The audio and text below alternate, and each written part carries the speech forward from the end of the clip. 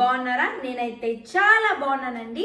And ఈ రోజు మన వీడియో వచ్చేసి ఒక చిన్న ఇన్ఫర్మేషన్ అయితే షేర్ చేద్దామని మీ ముందుకు వచ్చాను. అదే ఇప్పటి వరకు మనం లైసెన్స్ ఎలా తెచ్చుకునే వాళ్ళం? ఆర్టీఓ ఆఫీస్ నుంచి.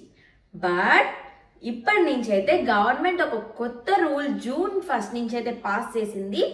మనం ఆర్టీఓ ఆఫీస్కి వెళ్ళి అక్కడ ఒక పెద్ద లైన్ ఉంటుంది.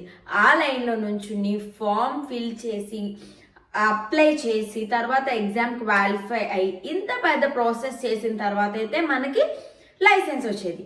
బట్ గవర్నమెంట్ అనేది మనకి కొంచెం ఈజీ చేయడానికి ఒక కొత్త రూల్ అయితే జూన్ 1 నుంచి పాస్ చేసింది.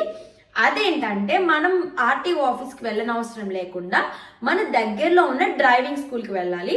డ్రైవింగ్ స్కూల్కి వెళ్తే ఒకవేళ మన ఎగ్జామ్ పెడతారు వాళ్ళు, ఆ డ్రైవింగ్ టెస్ట్ క్వాలిఫై అయితే మనకి ఈజీగా లైసెన్స్ అనేది వాళ్ళు ఇస్తారు.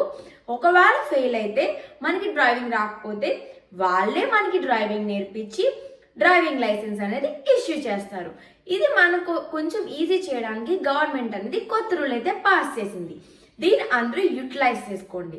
అండ్ ఇంకొక ఇన్ఫర్మేషన్ ఏంటంటే బిలో 18 years అంటే మైనర్స్ ఉంటారు కదా, వాళ్ళు ఎవరైనా డ్రైవింగ్ చేశారంటే 25,000 వరకు ఫైన్ పడుతుంది.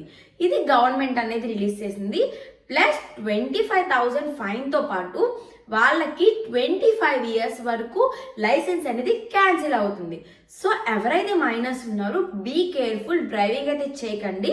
అండ్ చేస్తే కనుక 25,000 ఫైన్ అండ్ మీకు 25 years వచ్చే వరకు లైసెన్స్ అనేది క్యాన్సిల్ అయిపోతుంది.